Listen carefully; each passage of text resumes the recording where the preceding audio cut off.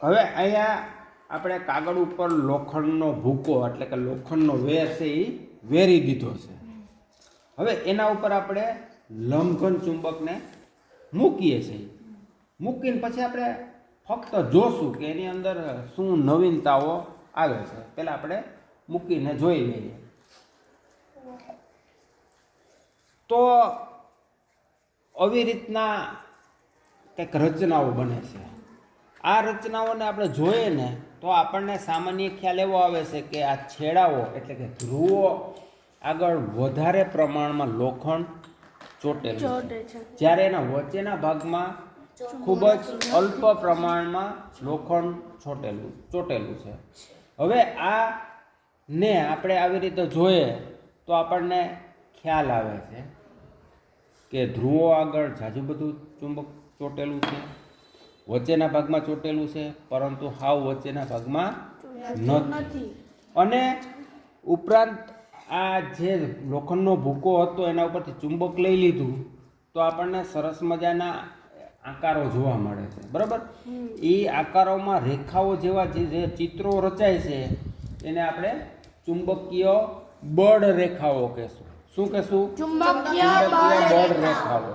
એટલે ચુંબકીય બળ રેખાઓ કેવી રીતે રચાશે અને હું પાછું મૂકી દઉં કે જે ભાગેથી ચુંબક આ લોખંડનો વેર છે આમ ખેંચાશે એટલે આવા આકારો રચાશે. આવી રીતે આમ આમ વચ્ચેથી આવી રીતના.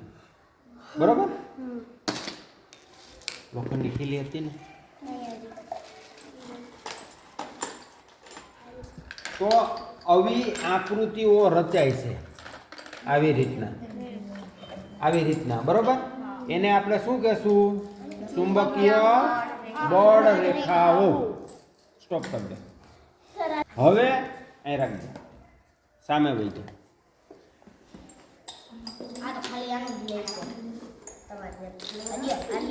અહીંયા આપણી પાસે આ લંબઘન આકારના ચુંબક છે.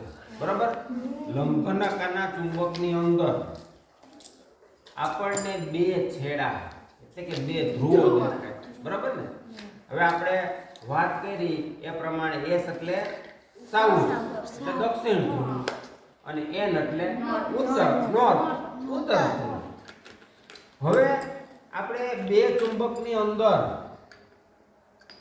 બે ચુંબકના ધ્રુવોને જુદી જુદી રીતે ગોઠવીએ. હું અહીંયા સૌપ્રથમ બે ચુંબકના એસએસ ધ્રુવોને નજીક ગોઠવું છું તો શું થાય છે?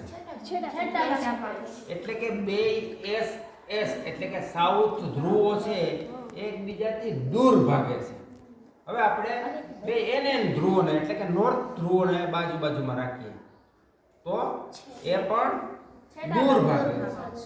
તો આના ઉપરથી આપણને એવો ખ્યાલ આવે કે એનએન એટલે કે સમાન, એસએસ એટલે કે સમાન ધ્રુવો છે એ દૂર ભાગે છે, જેને આપણે અપાકર્ષણ કહેશું.